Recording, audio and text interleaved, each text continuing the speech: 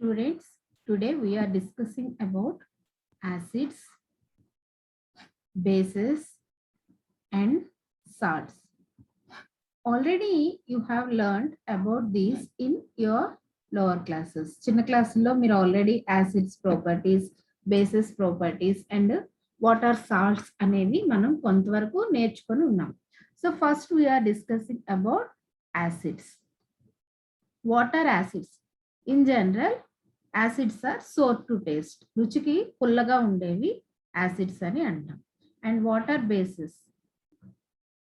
Bases are slippery in touch. అంటే చేతికి అంటుకోగానే జారుడుగా ఉండే వాటిని bases. ఇవి ఓన్లీ ఫిజికల్ ప్రాపర్టీస్ అంతే. Okay, what are salts?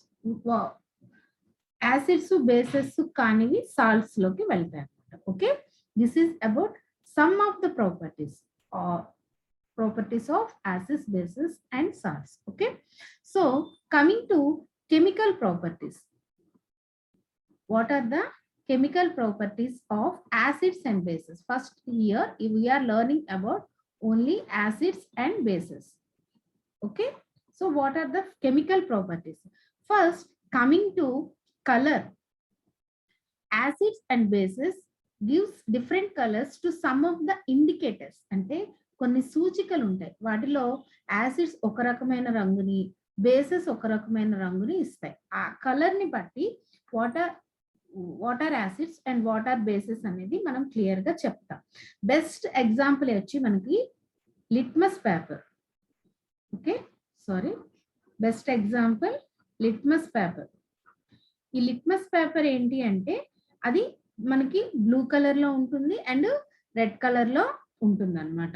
So ఈ లిట్మస్ పేపర్ టెస్ట్ అనేది మనకి ఈజీగా ఏది యాసిడ్ ఏది బేస్ అనేది మనం ఈజీగా తెలుసుకోవచ్చు. ఒక litmus paper, blue litmus paper ని రెడ్ గా మార్చేది యాసిడ్.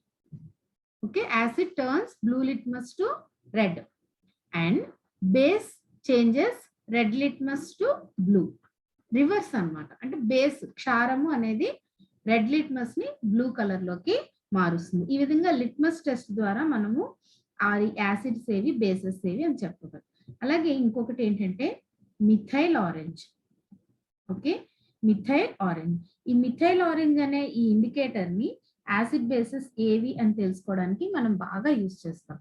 ఒక యాసిడ్ ని మిథైల్ ఆరెంజ్ కి మిక్స్ చేసినట్లయితే అక్కడ మనకి యాసిడ్ అయితే రెడ్ కలర్ వస్తుంది, అదే బేస్ అయితే కనుక ఎల్లో కలర్ అనేది మనకి ఇక్కడ దొరుకుతుంది. ఓకే, ఎల్లో కలర్ అనేది వస్తుంది. సో ఒక ఈజీ టెస్ట్ అన్నమాట. మనకి ఇచ్చిన సబ్స్టెన్స్ యాసిడా బేసా అని చెప్పడానికి easy one. When you add acid to methyl orange it gives red colour. When you add base to the methyl orange it gives yellow colour. Okay, and another indicator is phenolphthalein. And another indicator is phenolphthalein. ఈ phenolphthalein కూడా we use as indicator. ఇది ఎలా చేస్తుంది అంటే phenolphthalein acid లో అయితే red colour ఇస్తుంది. Acid లో ఫినాఫ్థలిన్ ఏ కలర్ ఇస్తుంది?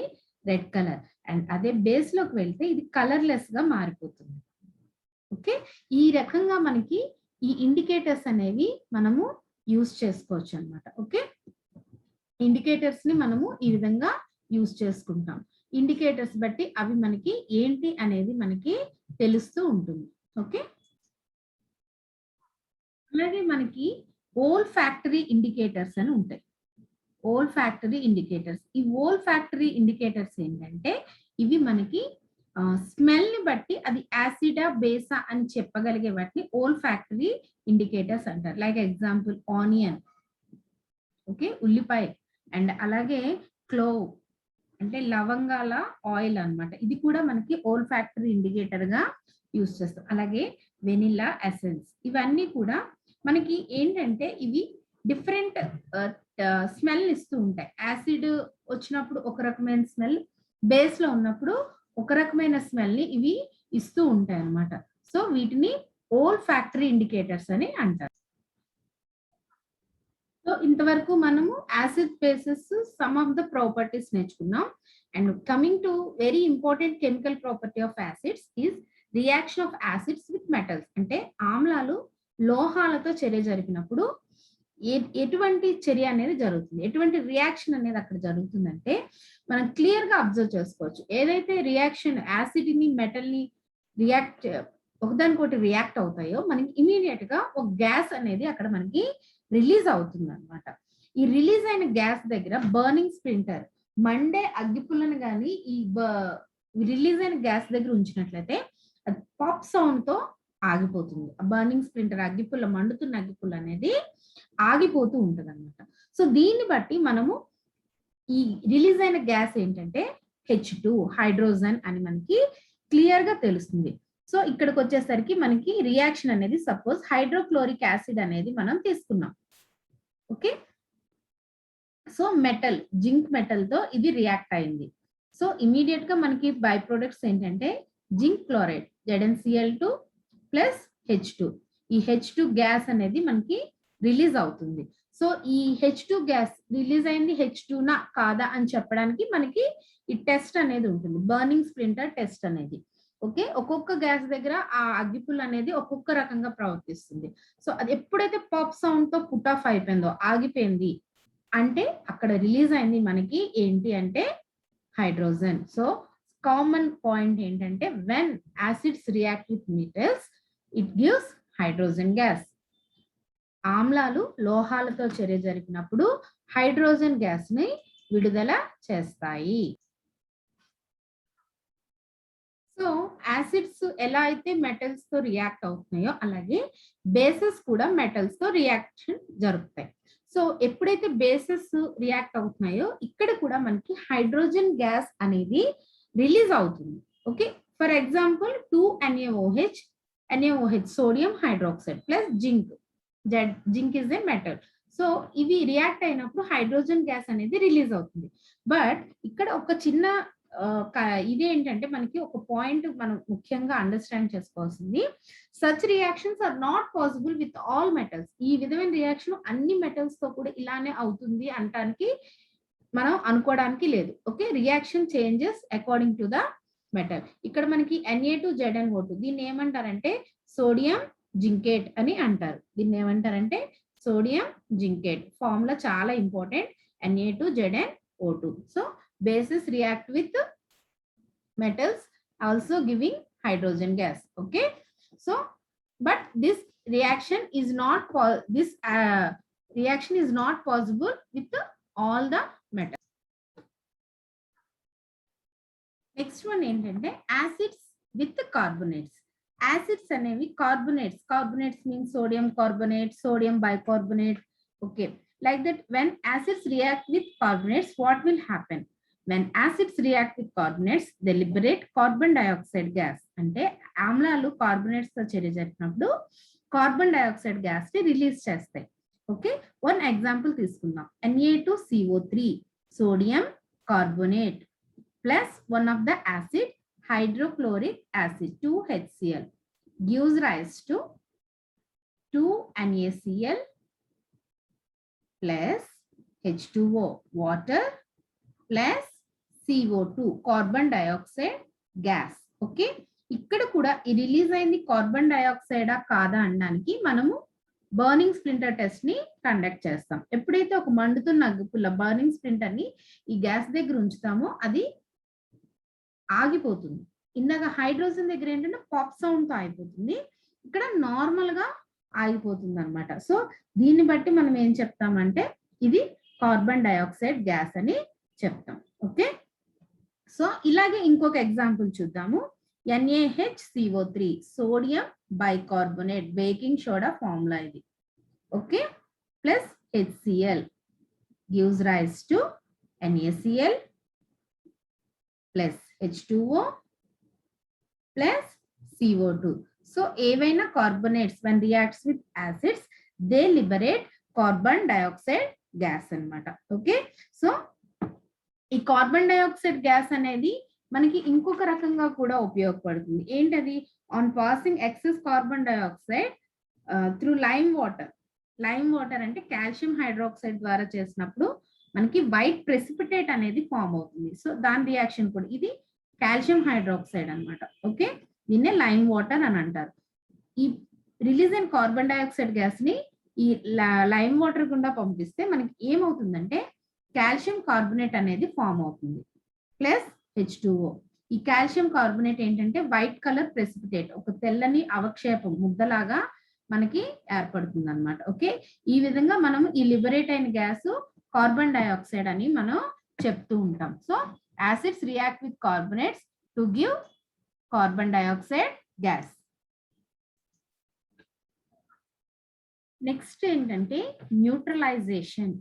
ఈ న్యూట్రలైజేషన్ గురించి తెలుగులో ఏమంటారంటే తటస్థీకరణ చర్యలు. అంటే ఏంటి న్యూట్రలైజ్? ఈ పదంలో మనం అర్థం చేసుకోవాల్సింది ఏంటంటే అది దేనికి చెందకుండా ఉండిపోవడం అనమాట. సపోజ్ ఇప్పుడు మనం ఇంతవరకు యాసిడ్స్ అండ్ బేసెస్ గురించి డిస్కస్ చేస్తాం. సో న్యూట్రలైజేషన్ అంటే యాసిడ్ ని బేస్ ని వాటి ప్రాపర్టీస్ నుండి దూరంగా ఉంచడం. That is called neutralisation. Suppose when you mix acid with base, when you mix acid with base, it gives salt and water. Salt and water. This process is called neutralization. తటస్థీకరణ చర్య. ఒక ఆమ్లము క్షారముతో చర్య జరిపినప్పుడు లవణాన్ని మరియు నీటిని ఏర్పరుస్తుంది. ఈ చర్యల్నే తటస్థీకరణ చర్యలు అని అంటారు. సో ఇంగ్లీష్ లో న్యూట్రలైజేషన్. వన్ ఎగ్జాంపుల్ అనేది మనం ఇక్కడ అబ్జర్వ్ చేద్దాం. ఒక యాసిడ్ తీసుకుందాం, HCl ప్లస్ ఒక బేస్ NaOH. సో ఒక యాసిడ్ ఒక బేస్ రియాక్ట్ అవుతున్నప్పుడు మనకి ఏమి ఫామ్ అవుతున్నాయి? NaCl plus H2O. ఇక్కడ NaCl అంటే sodium chloride, common salt. So here we are getting salt and water. So these type of reactions are called neutralization reactions. Okay.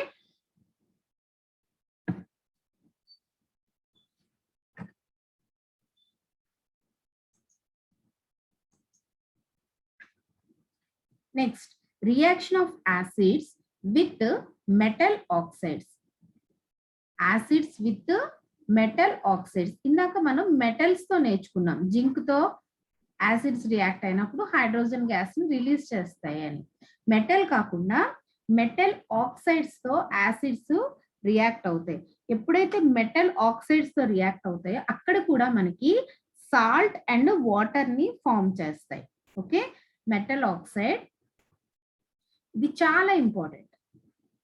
Metal oxide plus acid gives rise to salt plus water. అంటే ఇక్కడ metal oxide అనేది మనకి base.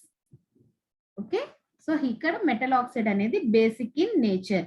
ఈ property నుండి మనము దానిని తెలుసుకుంటున్నాం అన్నమాట. ఓకే, సో ఇలాగా యాసిడ్స్ మెటల్ ఆక్సైడ్స్ తో రియాక్ట్ అనేది జరుగుతూ ఉంటుంది.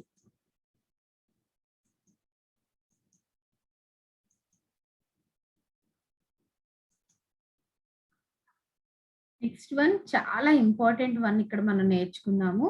ఏంటంటే one of the lab activity, చాలా ఇంపార్టెంట్ యాక్టివిటీ. ఏంటంటే ఇక్కడ మనకి ఒక్కటే మనం ప్రూవ్ చేసేది ఏంటంటే ఏదైతే మనకి ఎలక్ట్రిసిటీ ఉందో అది యాసిడ్స్ సొల్యూషన్స్ ద్వారా ఎలక్ట్రిసిటీ పాస్ అవుతుంది అని మనం ఈ యాక్టివిటీలో మనం ప్రూవ్ చేస్తాం. దీని గురించి ఏంటంటే ఒక డయాగ్రామ్ అనేది మనం చూస్తున్నాము. సారీ,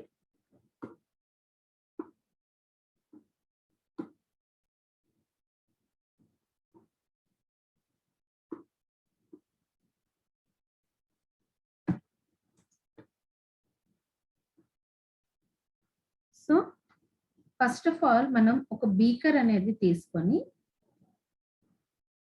ఆ బీకర్ కి ఫస్ట్ ఆఫ్ ఆల్ ఎలక్ట్రోడ్స్ అనేవి మనం పెడతాం. ఎందుకంటే ఎలక్ట్రిసిటీ పాస్ అవ్వాలంటే ఎలక్ట్రోడ్స్ కంపల్సరీ కాబట్టి వీటిని ఒక ప్లగ్ పాయింట్ కి అలాగే దీన్ని ఒక బల్బ్ కి కనెక్ట్ చేసి మనం ఉంచుతున్నాం అన్నమాట. ఓకే, ఇందులో మనం డిఫరెంట్ టైప్స్ ఆఫ్ సొల్యూషన్స్ అనేది ఈ బీకర్ లో మనం తీసుకోవచ్చు. ఓకే, ఫస్ట్ ఆఫ్ ఆల్ మనము నార్మల్ గ్లూకోజ్ వాటర్ ని తీసుకున్నాం. నార్మల్ గ్లూకోజ్ వాటర్ ని తీసుకున్నాం. ఎప్పుడైతే గ్లూకోజ్ వాటర్ ని తీసుకుంటామో ఈ బల్బ్ అనేది వెలగదన్నమాట. దాన్ని బట్టి మనకు అక్కడ ఏం తెలుస్తుంది, అక్కడ ఎలక్ట్రిసిటీ అనేది పాస్ అవ్వట్లేదు అని తెలుస్తుంది. సో సపోజ్ అదే బీకర్ లో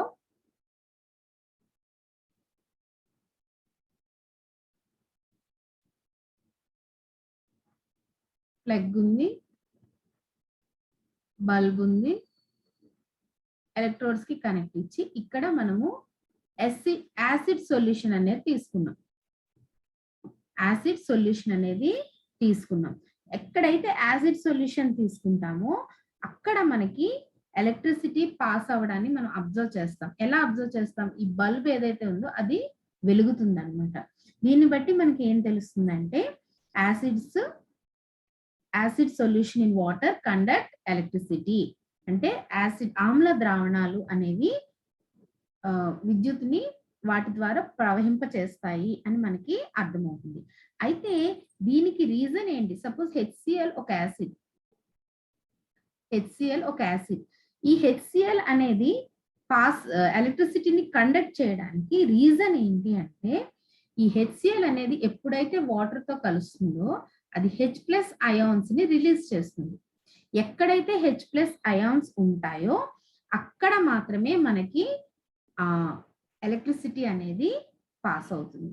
గ్లూకోజ్ ఫస్ట్ కేసులో మనం గ్లూకోజ్ తీసుకున్నాం. గ్లూకోజ్ వాటర్ లో కలిసినప్పుడు అక్కడ H+ అయాన్స్ అనేవి మనకి రిలీజ్ అవ్వవు. అందువల్ల అక్కడ మనకి ఎలక్ట్రిసిటీ అనేది పాస్ అవ్వదు. ఓకే, సో ఈ విధంగా మనము ఎలక్ట్రిసిటీ అనేది దేని ద్వారా పాస్ అవుతుంది, దేని ద్వారా పాస్ అవ్వదు అనేది ఈ యాక్టివిటీ ద్వారా మనం తెలుసుకుంటాం. నెక్స్ట్ చాలా ఇంపార్టెంట్ వన్ అండి, pH scale. Very very important one. pH అంటే కరెక్ట్ గా చెప్పాలంటే power of hydrogen ions power గురించి మనము చెప్పేదే ఈ pH స్కేల్. దీన్ని సోరెన్సన్ అనే సైంటిస్ట్ మనకి ఈ pH స్కేల్ ఎలా యూజ్ చేసుకోవాలనేది మనకి చెప్పారనమాట. సో pH స్కేల్ ని ఎవరు ఇంట్రడ్యూస్ చేశారంటే సోరెన్సన్. ఓకే, సోరెన్సన్ మనకి ఇంట్రడ్యూస్ చేశారు. ఈ pH స్కేల్ లో మీరు అబ్జర్వ్ చేస్తే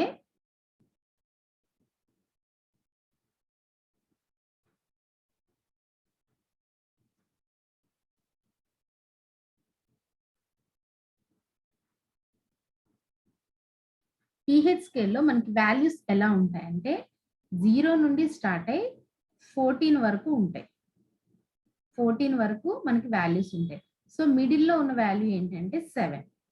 ఈ pH స్కేల్లో మనము ఈ 3 డిజిట్స్ గుర్తుంచుకున్నట్లయితే మనకి pH స్కేల్ కంప్లీట్ గా అర్థమవుతుంది.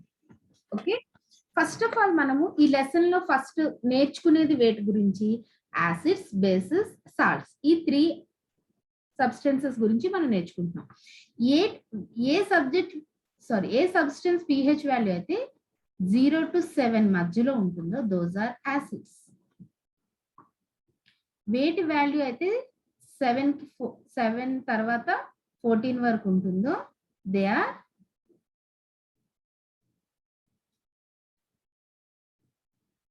బేసెస్. ఓకే, యాసిడ్స్ అయిపోయి, బేసెస్ అయిపోయి. Then what about salts? వేటి వాల్యూ అయితే pH వాల్యూ 7 ఉంటుందో అవి సాల్ట్స్. ఓకే, క్లియర్ గా ఇంకా మనకి అర్థం అవ్వాలి అంటే ఒక్కసారి టెక్స్ట్ బుక్ రిఫర్ చేయండి, చాలా క్లియర్ గా ఇచ్చారు. ఏవి యాసిడ్స్, ఏవి బేసెస్, ఏవి స్ట్రాంగ్ యాసిడ్స్, ఏవి స్ట్రాంగ్ బేసెస్. ఒకటి గుర్తుంచుకోండి, 7 అనేది న్యూట్రల్ సాల్ట్. 7 కి ముందు వచ్చేవన్నీ యాసిడ్స్, 7 తర్వాత వచ్చేవన్నీ బేసెస్. 7 నుండి పైకి వెళ్తున్న కొద్ది యాసిడ్ ప్రాపర్టీ అనేది, యాసిడ్ స్ట్రెంగ్త్ అనేది పెరుగుతుంటుంది. అంటే 6 ఉన్నది, సో దట్ ఈస్ యాసిడ్. 5 ఉంది, దట్ ఈస్ ఆల్సో యాసిడ్. కానీ ఈ రెండింటిని కంపేర్ చేస్తే ఏటి వాల్యూ అయితే తక్కువ ఉంది అది స్ట్రాంగ్ యాసిడ్. సపోజ్ 5 అనేది తక్కువ, సో అక్కడ అది స్ట్రాంగ్ యాసిడ్ అవుతుంది. కానీ కిందకి 7 తర్వాత వచ్చేవన్నీ బేసెస్. సపోజ్ ఒకటి 9 ఉంది, ఒకటి 12 ఉంది. ఏదైతే ఎక్కువ ఉంటుందో అదే స్ట్రాంగ్ బేస్ అవుతుంది అంటే ఇది చాలా క్లియర్ గా. సపోజ్ ఇక్కడ నేను ఎగ్జాంపుల్ ఇస్తున్నాను. A pH value 0, B pH value 3. ఏది స్ట్రాంగ్ యాసిడ్ అంటే ఏనే స్ట్రాంగ్ యాసిడ్ అవుతుంది. ఓకే, సపోజ్ ఇంకోటి పి, దీని pH వాల్యూ 11, క్యూ దీని pH వాల్యూ 13. ఏది స్ట్రాంగ్ బేస్ అవుతుందంటే 13. అంటే యాసిడ్స్ లో యాసిడ్ స్ట్రెంత్ తక్కువ, వాల్యూ తక్కువ ఉన్నది మోర్ స్ట్రెంత్ అవుతుంది. బేసెస్ లో మాత్రం ఎక్కువ ఉన్నదే మోర్ స్ట్రెంత్ అవుతుంది. ఓకే, pH స్కేల్ వల్ల మనకి ఏమైనా యూజెస్ ఉన్నాయా? ఉండాలి కదా, మనకి యూజెస్ అనేవి ఉంటేనే మనం ఏదైనా నేర్చుకుంటాం. ఏంటి ఆ యూజెస్? pH స్కేల్ మనకి తెలుసుకోవడం వల్ల మనకి ఏంటి అంటే ఫస్ట్ ఆఫ్ ఆల్ చూడండి, మనం పంటలు పండిస్తుంటాం, అగ్రికల్చర్, ప్లాంటింగ్, రకరకాల ప్లాంట్స్ వేస్తూ ఉంటాం. అయితే ఒకటి అబ్జర్వ్ చేయండి, అన్ని ప్లాంట్స్ అన్ని ఏరియాల్లో ఉంటాయా? సపోజ్ ఇక్కడ మనము రైస్ పండిస్తాం, వరి పండిస్తాం. సపోజ్ రాజస్థాన్ వెళ్ళాం, అక్కడ కూడా వరి పండుతుందా? పండదు. దట్ డిపెండ్స్ ఆన్ వాటర్ అని అంటాం. అలాగే వాటర్ తో పాటుగా అక్కడ ఏదైతే మట్టి ఉంటుందో ఆ మట్టి కూడా మనకి సపోర్ట్ చేయాలి. అన్ని పంటలు అన్ని మట్టిల్లో, అన్ని రకాల మట్టిలోనూ పండవు. మనం అబ్జర్వ్ చేసినట్లయితే సాయిల్ pH వాల్యూ అనేది అక్కడ మనం చాలా కన్సిడర్ చేయాలి. అంటే సాయిల్ pH వాల్యూ అనేది మనం తెలుసుకొని దాన్ని బట్టి అక్కడ పంటలు అనేవి వేస్తాం. సాయిల్ pH వాల్యూ, దానికి తగిన ఫెర్టిలైజర్స్ యూజ్ చేయడం, దానికి తగిన కెమికల్స్ యూజ్ చేసి అక్కడ పంటలు అనేవి పండించడం జరుగుతుంది. సో pH స్కేల్ అనేది ఇలా మనకి ఇక్కడ ఉపయోగపడుతుంది. అలాగే ఇంకోటి అబ్జర్వ్ చేసుకున్నట్లయితే టూత్ డికే. టూత్ డికే అంటే పళ్ళు పాడైపోవడం. ఎందుకు పాడైపోతాయి? ఏవైతే మనం తీసుకున్న ఫుడ్ ఐటమ్స్ పళ్ళ సందుల మధ్యలో ఉండిపోతాయో అవి అక్కడ యాసిడ్స్ ని పుట్టిస్తాయి. ఆ యాసిడ్స్ ఎప్పుడైతే పుట్టాయో అవి నెమ్మదిగా ఆ పళ్ళ మీద ఉన్న ఎనామిల్ పొరని తినేస్తూ ఉంటాయి. అక్కడ డికే అనేది స్టార్ట్ అవుతుంది. pH స్కేల్ అంటే మనం క్లియర్ గా అబ్జర్వ్ చేసుకుని, ఎప్పుడైతే మన మౌత్ pH వాల్యూ అనేది 5.5 కన్నా తగ్గుతుంది అంటే అక్కడ టూత్ డికే స్టార్ట్ అయ్యింది అని అర్థం. దంతక్షయం అనేది మొదలైంది. నోట్లో pH వాల్యూ ఎప్పుడు తగ్గకుండా చూసుకోవాలి. అంటే యాసిడ్ ప్రొడక్షన్ అనేది నోట్లో ఉండకుండా చూడాలి. అందుకనే మనం మార్నింగ్ లేచిన వెంటనే టూత్ పేస్ట్ తో బ్రష్ చేస్తాం. ఈ టూత్ పేస్ట్ ఏంటంటే బేస్. టూత్ పేస్ట్ ఏంటి? బేస్. మన నోట్లో ఉన్నవేంటి? యాసిడ్స్. సో ఆ రెండు అక్కడ రియాక్ట్ అయ్యి ఏం జరుగుతుంది? న్యూట్రలైజ్ అయ్యి అక్కడ మనకి ఆ పళ్ళు అనేవి పాడవకుండా మనకి జరుగుతుంది. ఇంకోటి ఏంటంటే చాలా ఇంపార్టెంట్ వన్, 1 minute.